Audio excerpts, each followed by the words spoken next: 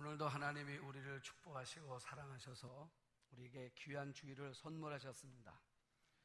여러분 모두가 다 이 한 주간 믿음 안에서 승리하시기를 주의 이름으로 축복합니다. 저는 그 섬에서 살았기 때문에 어렸을 때 이런 광경을 자주 보았습니다. 자주는 아닌데 가끔 있었습니다. 어떤 일들이 있냐면 바다에서 그 익사 사고가 나서 사람들이 죽는 그런 경우를 보았습니다. 그런데 한 번은 저희 마을에 그 한 분이 있는데 이분은 늘 술로 사시는 분이에요. 그래서 술만 드시면 막 동네에서 막 큰 소리를 치고 사람들하고 싸우고, 그래서 누구도 그분과는 어울리는 것을 사람들이 피하고 원하지를 않는 그런 분이 있었습니다. 그런데 한 번은 한 아이가 물에 빠져서 익사지경이 이르렀는데 이분이 가서 그 아이를 건져냈어요. 여러분, 그리고 났더니 그 아이의 부모님들이 그분을 하나님 모시더라고요. 자, 이유가 뭐냐면 우리 아들이 죽을 뻔했다는 거죠. 우리 아이가 죽을 뻔했는데 이분이 살려줬다는 거예요. 그래서 너무 고마우니까 이분이 원하는 거에 대해서 뭔가를 해주고 싶어 하는 거예요, 보니까. 오늘 말씀을 준비하면서 세월이 흘러 많은 세월이 지났지 않습니까? 문득 그 생각이 나면서 이런 마음이 들었습니다. 우리 예수님은 우리를 헤엄쳐가지고 살리신 것이 아니라 예수님은 아예 익사하여 죽으심으로 십자가에 달려 돌아가셔서 우리를 살려주셨다는 것입니다. 그러면 여러분들이 정말 그 예수님께서 나를 대신해서 죽으셨다는 이 사실이 우리 각 사람들 마음속에 실감나게 받아들이고 있는가 하는 겁니다. 한번 여러분들이 잘 생각해 보세요. 나는 정말 내가 죽을 뻔했는데 예수님께서 나를 대신해서 죽으시고 나를 살리셨구나. 여러분, 이 사실이 여러분들의 마음속에 날마다 실감나게 받아들이고 있느냐 하는 겁니다. 근데 실상 우리 삶을 보면 그렇지 않은 것 같아요. 제 자신도 그렇고. 그러다 보니까 그분께 별로 우리 마음속에 감사치 않는 삶을 살 때가 참 많더라는 것입니다.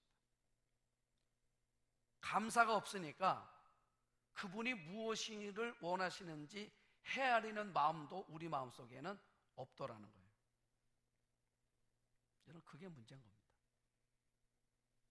우리도 이 땅을 살아가면서 누군가가 참 내 마음속에 고마우면, 누군가가 내 삶 속에서 참 그분이 감사가 내 마음속에 넘치면 우리는 자꾸 그분이 뭘 원할까 우리 스스로가 자꾸 헤아리게 된다는 거예요.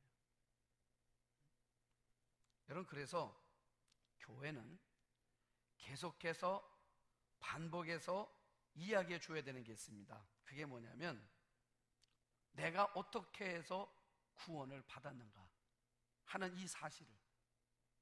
그래서 강단에서, 속회에서, 교회 학교에서 계속해서 가르치는 사람들은 다른 거를 말하는 것이 아니라 당신이 어떻게 해서 구원을 받았는지 아십니까?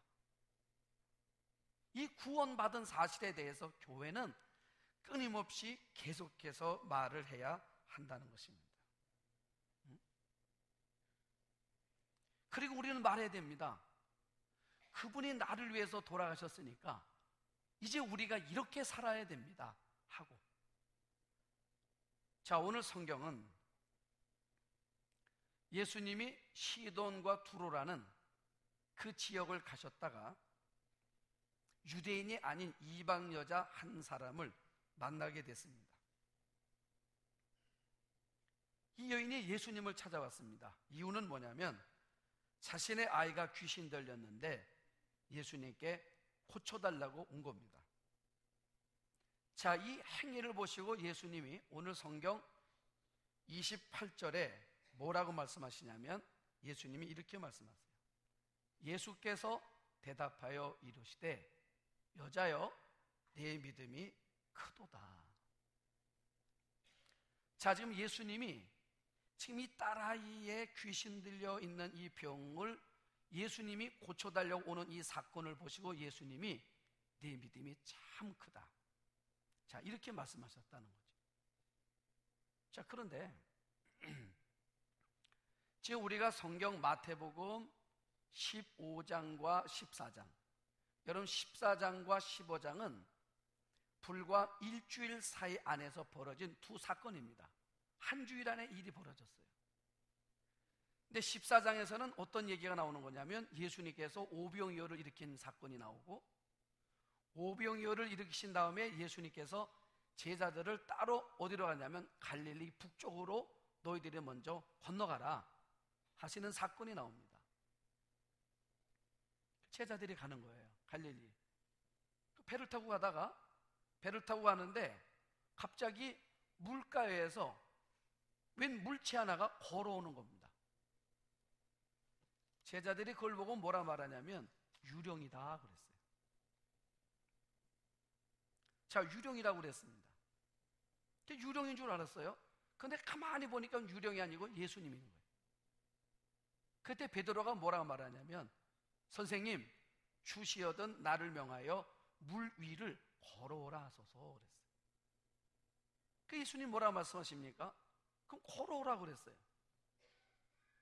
그 베드로가 예수님처럼 물 위를 걷는 놀라운 일이 벌어졌어요. 물 위를 걷다가 갑자기 바람이 휙 하고 불면서 풍랑이 일어났습니다. 그때 베드로가 그 풍랑에 놀래고 바람에 놀래가지고 물속에 쏙 빠졌어요. 그랬더니 마태복음 14장 31절을 보면은 예수님께서 뭐라고 말씀하시냐면 예수께서 즉시 손을 내밀어 그를 붙잡으시며 이르시되 믿음이 작은 자여 그랬어요.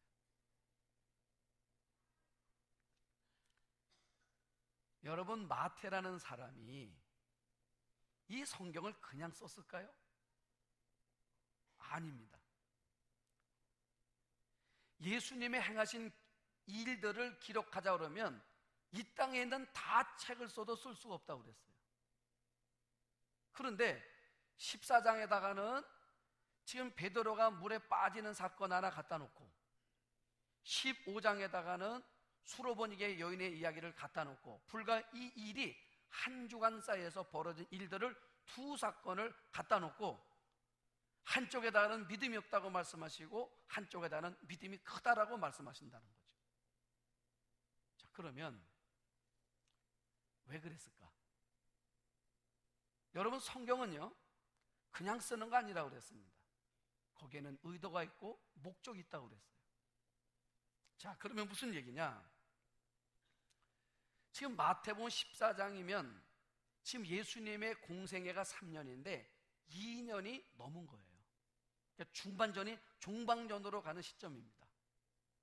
자, 그렇다 그러면 지금 제자들이 예수님과 2년 이상을 같이 지냈다고 그러면 같이 밥 먹고 같이 자고 매일 말씀 듣고 예수님의 기적들을 매일 보면서 2년 이상을 지냈다고 그러면 아마 적어도 우리의 신앙생활로 바꾸어 말하면 20년 이상 신앙생활한 거나 진비 없어요. 아마 그보다 더 나을 수도 있습니다. 자, 그러니까 이렇게 많은 시간을 예수님과 함께 보냈던, 또 예수님과 직접 접촉하며 지냈던 그런 제자인데 예수님이 믿음이 작다고 야단치고 있단 말이에요. 그 야단 시컷 맞았어요. 그리고 며칠 지났는데 지금 제자들 같이 갔습니다. 며칠 지났는데 한 여자를 보고, 이방 여자예요. 우리 말하면 초신자입니다. 그런데 초신자를 보고 예수님 뭐라 말씀하시냐면 너 믿음 진짜 크다 이렇게 말씀하셨다는 거죠. 그럼 제자들이 어떤 마음이 들었겠습니까? 야, 우리가 오래 다녔어도 소용없네. 저 여자는 지금 예수님 만난 지 이제 초면인데 저 사람 보고 믿음이 크다고 말하고, 우린 2년 이상을 다녔는데 우리 보고는 믿음 없다고 말하고. 여러분 무슨 말입니까? 우리가 아무리 오랜 세월을 교회를 다녔어도 믿음이 작으면 두려워할 수밖에 없고, 믿음이 작으면 세상 풍랑 속에서 자초할 수밖에 없다는 겁니다. 그러나 믿음이 커지면 이 세상의 어떤 세파도 이겨낼 수 있고, 우리가 하나님의 사람으로 평강을 놓치지 않고 살아갈 수 있다는 것입니다. 그러면 주님이 말씀하시는 큰 믿음이란 게 뭐냐? 지금 예수님께서 지금 이 베드로와 이 수로보니게 여인을 보면서 베드로 보고는 왜 믿음이 적다고 말하고 수로보니게 여인 보고는 왜 믿음이 크다고 말씀하시느냐? 지금 이 여인의 뭘 보신 건가? 예수님이 또 베드로의 어떤 면을 보신 건가? 주님이 보신 거는 이거였습니다. 이 여인은 이런 확신이 있었어요. 어떤 확신이냐면 예수님이 나를 도와주실 겁니다. 아멘. 여러분들을 예수님이 도와주실 겁니다. 여기에 대한 이 여인은 확신을 가지고 있는 거예요. 확신을.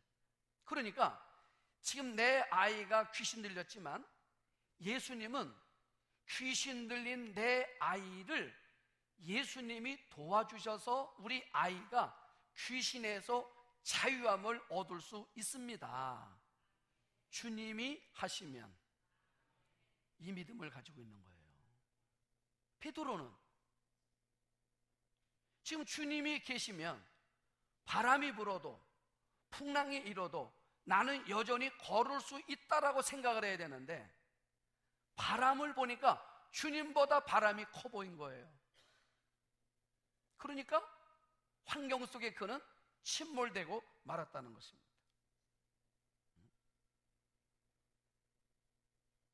여러분, 베드로는 2년 이상을 예수님과 같이 지냈지만은 예수님에 대한 확신을 갖고 있는 게 아니었습니다.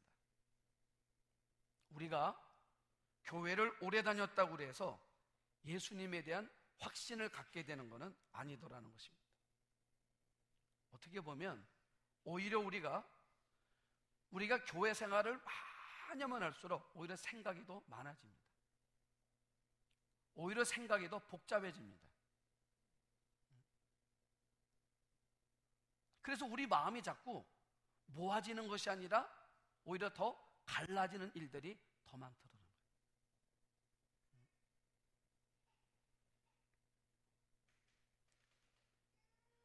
여러분, 우리 마음이 왜 갈라지는 겁니까? 하나님에 대한 믿음에 대한 부분들이 우리 마음속에 많은 생각들을 자꾸 우리 마음속에 들어오니까 우리 마음이 흔들리다는 거죠. 우리가 예수를 믿으면 우리가 어떤 삶의 경우에도 주님이 반드시 나를 책임지고 도울 것이라는 것에 대한 믿음이, 흔들림이 없어야 된다는 거죠. 그런데 살아가다 보면 그렇지가 않아요. 이러다가 끝나는 거 아닌가? 응? 이러다가 무너지는 거 아닌가? 이런 생각들이 자꾸 우리 마음을 엄습해 오더라는 거예요.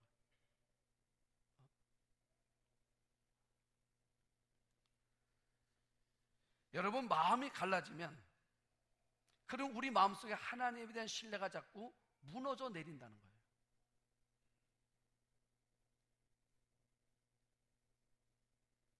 여러분, 우리가 오랜 세월을 신앙생활을 했다고 해서 마음이 안 갈라지는 게 아닙니다. 옛날에 우리가 아무리 성령 충만했어도, 옛날에 우리가 기가 막힌 체험을 했어도 그것이 때로는 우리 삶 속에서, 지금의 삶 속에서 내 삶에 아무런 영향력이 없을 때가 있다는 거죠. 여러분, 왜 그렇습니까? 지금 우리 교회가 전등을 환하게 켰어요. 이 일부 예배 때도 환했습니다. 지금도 환해요. 여러분, 그러면 이 전등이 환한 이유가 어디에 있습니까? 저 전등에 있는 겁니까? 아니에요. 저 전력이 들어오는 발전소가 있고, 변전소가 있고, 전압기가 있고, 그리고 스위치가 있습니다. 아무리 일부 예배 때 이 전등이 환하게 빛을 발했었다 할지라도 지금 저 뒤에 있는 스위치를 딱 끄면, 스위치가 딱 꺼지면은, 차단이 되면은, 그러면 이 전등들은 갑자기 어두움으로 바뀌는 거예요. 그렇지 않습니까? 여러분, 그러니까 우리가 신앙생활을 오래 했다 할지라도 성령의 기름 부으심이 여전히 우리 삶 속에서 진행되어지지 않으면, 교류되어지지 않으면, 그러면 우리 삶은 불 꺼진 전등과 똑같다고 말이에요. 다를 게 없습니다. 그러면 우리가 지금 예수님이 말씀하신 것처럼 믿음이 작은 자로 바뀌어질 수밖에 없다는 거예요. 그런데 오늘 성경의 여인은 어떻습니까? 22절도 보면 가난 여자 하나가 그 지경에서 나와서 소리질러 이르되 주 다윗의 자손이여 나를 불쌍히 여기소서, 내 딸이 흉악하게 귀신 들렸습니다 라고 말을 해요. 자, 지금 이 여자가 뭐라 말합니까? 내 딸이 귀신 들렸다는 거예요. 그러니까 도와주세요 라고 말합니다. 도와달라는 겁니다, 예수님한테. 자, 그랬더니 23절에 뭐라고 말하냐면, 예수님께서 도와달라는 이 말씀 앞에 아무 대답도 안 하세요. 그리고 제자들은 뭐라 말하냐면, 선생님, 저 여자가 자꾸 소리를 지르는데 우리가 저 여성을 그냥 가라고 말할까요? 라고 말하죠. 그 예수님이 가라고 말하려고 지금 아무 말씀 안 하시는 겁니까? 아니에요. 예수님은 시험하고 계시는 거예요.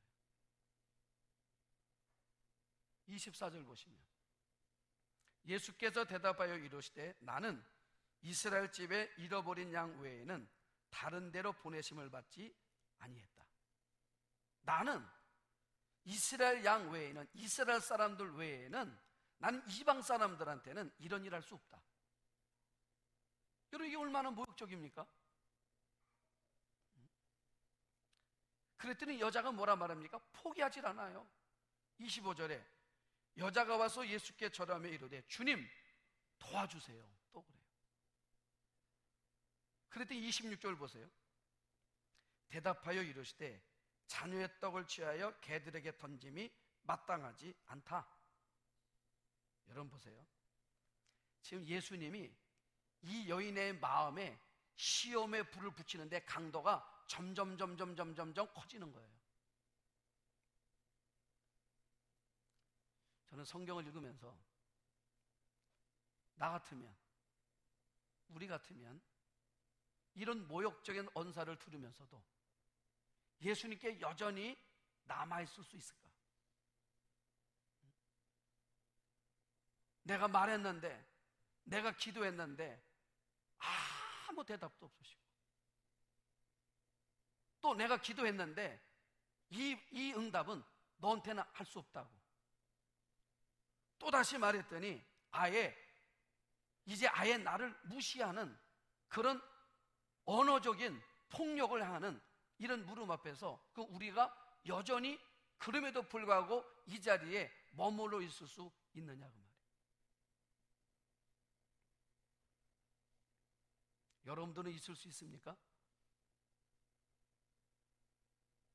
여러분, 그럼에도 불구하고 끝까지 남아 있을 수 있다면 그 사람은 축복을 받게 되어 있습니다. 그런데도 남아 있으면 주님은 지금 그거를 보시는 거예요. 이 여인의 태도, 어떤 태도요? 주님은 반드시 그럼에도 불구하고 나를 도와주실 거란 태도, 그걸 주님은 믿음이라고 보신 거예요. 그게 큰 믿음이라는 겁니다. 그런데 여러분, 베드로 보십시오. 베드로는 무리를 걸었어요. 이게 보통 믿음입니까? 무리를 걷는 게 보통 믿음이냐고요. 그런데 바람이 확 부니까 의심이 생기잖아요. 여러분, 바람이 부니까 의심이 생겨요. 이 여인은 이런 모욕적인 언사 앞에서 끝까지 주님을 신뢰하고 있습니다. 그런데 이 베드로는 주님을 신뢰했던 그 마음이 바람 앞에, 풍랑 앞에 그 믿음이 와르르 무너지더라는 것입니다. 여러분, 그래서 우리는 우리 믿음을 점검해 보아야 합니다. 어떤 믿음, 어떤 경우에도 하나님이 내 편이라는 사실. 아멘. 어떤 경우에도, 어떤 경우, 그것이 풍랑이든, 그것이 바람이든, 그것이 거절이든, 그것이 모욕이든, 어떤 경우에도 하나님이 내 편이다. 그게 주님 보실 때는 큰 믿음이라는 거예요. 그런데 우리는 조금만 어려움이 생기면 우리 마음속에 어떤 생각이 드냐면, 하나님이 내 편 맞는가? 하나님이 내 편 맞나? 이런 내 마음속에 나도 모르는 사이에 이런 의심의 마음이 스며들어온단 말이에요.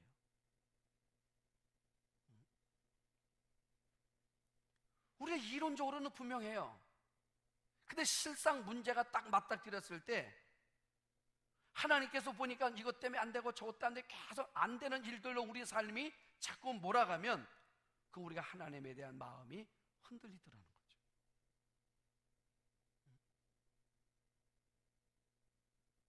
여러분, 하나님은 언제나 우리에게 선하시다는 것을 믿으셔야 합니다. 나보다 나를 하나님이 더 잘하신다는 것도 아셔야 돼요.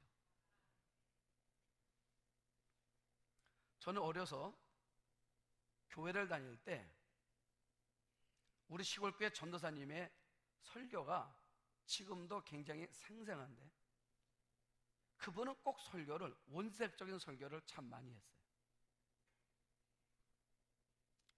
제가 이 설교가 기억이 납니다. 어떤 설교 기억나냐면, 어떤 사람이 복음을 전하려고 저 식인종들이 사는 마을에 가서 복음을 전하다가 잡혔대요. 그래서 이 식인종들이 이 선교사를 꽁꽁 묶어가지고 저 때 앞편 나는 들판에다가 갖다 놨더니, 묶어서 놨더니 도망갈 수도 없게다 묶어놨더니 독수리가 와가지고 눈을 파먹고 짐승들이 와서 몸을 해하고, 그래서 살이 칼격을 찢기면서 죽음을 당했다. 선교사들의 삶이. 또 한 번은 어떤 사람이 선교사로 나가려고 그랬는데 딱 잘못해가지고 다리가 부러졌대요. 그래서 의족을 하게 됐다는 거죠. 고무다리를. 고무다리를 하고 선교사로 갔는데, 식인종들이 이제 그 선교사를 이제 잡아먹겠다 그러니까 한쪽 다리를 줬다는 거죠. 고무다리를 줬더니 아무리 씹어도 이 다리는 희한하게 질겨서 먹을 수가 없더라. 그래서 이 사람들이 예수 믿게 됐다, 뭐 이런 얘기예요. 이런 설교를 자주 들었어요. 그 시골교회 때 전에 그런 설교를 자주 하셨어요. 그 내 마음속에 제일 무서운 게 선교사가 되는 게 제일 무서운 것 같아요. 왜냐하면 선교사는 거기 가면 죽는 거야, 보니까. 그리고 신학교를 갔더니 신학교는 매주 뭐가 있냐면 채플이 있어요. 화요일마다 채플을, 예배를 드립니다. 그러면 외부에서 강사들이 와가지고 매주 화요일마다 예배 설교를 하셔요. 그런데 한 번은 화요일 날 채플인데 설교자가 선교사님이 오시는 거예요. 내가 너무 놀래가지고 그날 채플을 안 들어갔습니다. 이유가 뭐냐면 내 마음속에 선교사님이 갑자기 선교사로 나갈 사람, 결단할 사람 손들라면 나도 모르게 내가 손들까봐, 그러면 내 인생이 이게 죽는 길로 가는 건데, 그래서 채프시를 참석을 안 했어요. 신학교 내내 졸업할 때까지 선교사가 오는 날은 거의 참석을 안 했습니다. 그런데 목회를 하면서 알았어요. 하나님은 나에게 그 사명이 전혀 없다는 사실을. 나 혼자 착각한 겁니다. 나 혼자. 하나님은 제가 어떤 목회를 해야 하나님이 보실 때 내게 가장 잘 맞는지를 나보다 하나님이 더 잘 아신다는 거죠. 그러니까 우리가 하나님에 대한 무한 신뢰를 가져야 됩니다. 그것이 거절이라 할지라도 그 거절은 내 판단보다 하나님의 판단이 더 옳다라는 판단이라는 것을 우리가 알아야 된다, 그 말이에요. 그런데 이 여인은 그 믿음을 가지고 있는 겁니다. 하나님은 내게 언제나 선하시다. 아멘. 저는 여러분들이 마지막까지 이 믿음을 붙드시기를 축복합니다. 마지막 하나는 뭐냐면, 우리 이 수로본 여인에서 찾는 건 뭐냐면 이 여인의 겸손입니다. 겸손. 여러분, 지금 예수님이 여인 보고 뭐라 말? 이 여인을 향하여 개라고 표현을 했습니다. 개래요.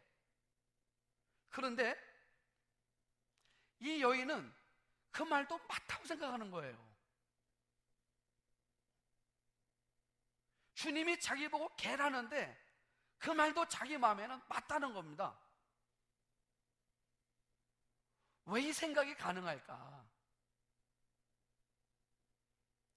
저는 잠실에서 롯데월드를 여러 번 가봤어요. 처음에 롯데월드를 가보니까 롯데월드 건물 자체가요, 얼마나 큰지 몰라요? 그래서 잠시벌에 웅장하게 있는 거예요, 그 건물이. 지나갈 때마다 이야, 이게 거대한 이 건물이 이것에 세워져 있구나. 그런데 얼마 전에 그 잠실을 지나가다 보니까 제2롯데월드가 세워졌어요. 그 제2롯데월드, 그 롯데월드 건물을 보고 옆에 있는 원래 있던 건물을 보니까 이거는 너무너무 초라한 거예요. 너무너무 작은 거예요. 그때 여러분 제가 깨달은 게 뭐냐면 우리 하나님이 얼마나 크신지. 여러분, 하나님이 크시고도 크고도 크신 거를 우리가 알면 내가 얼마나 작고 보잘것없다는 거를 우리가 알게 된다는 것입니다. 때론 우리가 교만할 때가 있어요. 때론 우리가 건방을 떨 때가 있습니다. 그 이유가 어디에 있는 거냐면 하나님이 얼마나 크신지를 우리가 보지 못할 때 그렇더라는 거예요. 하나님이 너무 크니까 자기는 개만도 못하다 하고 이 여인은 그 말이 맞다고 생각하고 있는 거예요. 여러분, 주님은 그 모습을 믿음으로 보신 거예요. 그 모습이 주님 보실 때는 크다라고 보신 겁니다.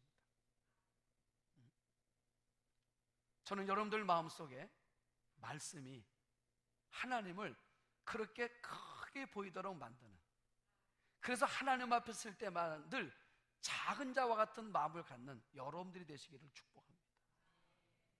제가 어저께 여러분 그 세계 젊은이들이 가장 열광하는 한 사람이 있습니다. 그게 체 게바라예요. 그는 혁명가입니다. 그런데 체 게바라가 이제 마지막 볼리비아 이 산림 지역에서 잡혀서 너무 위험한 인물이라고 해서 그 당시에 즉결 처형됐습니다. 총살을 당했어요. 그런데 체게바라가 마지막 죽을 때 그 가방 안에서 녹색의 노트 하나가 나왔습니다. 그 녹색의 노트에는 뭐가 써 있냐면 시가 있어요. 시가. 체게바라가 가장 좋아했던 시인 4명의 그 시를 뽑은 것이 67편이 거기에 수록이 되어 있는 겁니다. 여러분, 그는 전투할 때마다, 혁명을 할 때마다 늘 이 시를 읽으면서 자기 마음속에 불을 지폈대요. 그는 의사였습니다. 그리고 부잣집 아들로 태어났고 성장을 했어요. 그는 남미를 여행하다가 가난한 사람들을 보면서 자신의 삶을 결정을 했습니다. 그리고 카스트로와 함께 쿠바의 혁명을 일으켜서 혁명을 성공을 했어요. 그때 카스트로에 의해서 그는 쿠바의 산업부 장관으로 임명을 되고 국제은행의 총재가 됐습니다. 그런데 그는 잠시 있다가 그만두고 그는 다시 정글로 들어갔습니다. 이유는 그 67편의 시가 자신의 삶을 날마다 자기가 가야 할 길을 향하여 나가게 만들었다는 거예요. 전 어제 그 책을 보면서 이런 생각이 들었습니다. 사람들이 시인이 쓴 시를 읽고도 자기 모든 삶을 내려놓았대요. 우리는 하나님의 말씀을 가지고 있는 사람들입니다. 그리고 그 말씀은 우리에게 어떤 삶을 살아야 될 것인가를 우리에게 이야기하고 있습니다. 이 말씀이 우리를 어떻게 동기부여하게 하고 우리를 어떻게 움직이게 만들고 우리를 어떻게 방향을 설정하도록 이끌어 가는가. 주님은 우리에게 말씀하시는 겁니다. 누가 큰 믿음이냐? 우리가 이 베드로처럼 2년 이상을 쫓아다녔다고 해서 큰 믿음이 아니라 그 믿음은 주님은 작은 믿음이라고 그랬어요. 수로보니의 여인은 주님과 만난 지 불과 얼마 되지 않는 짧은 기간의 만남이었는데 주님은 이 여인을 큰 믿음이라고 말했습니다. 이유는 주님에 대한 절대적 신뢰를 갖고 그분이 나를 도울 거란 믿음을 가진 자를 주님은 큰 믿음이라고 말했다는 거죠. 또 주님이 크고 크시고 나는 작고 작다고 느끼는 그 사람을 주님은 큰 믿음의 사람이라고 말씀하시고 그 사람이 주님을 절대적 신뢰하고 의지하며 살아가더라는 거죠. 이 믿음의 모습, 이 믿음의 이야기, 이 성경의 이야기가 나의 이야기이고 우리들의 이야기이고 우리들의 삶의 모습이어야 한다는 것입니다. 그럴 때에 하나님이 우리를 사용하시는 거고 우리 교회를 사용하시는 거고 내 삶 속에 하나님의 모습이 나타나게 되는 것입니다.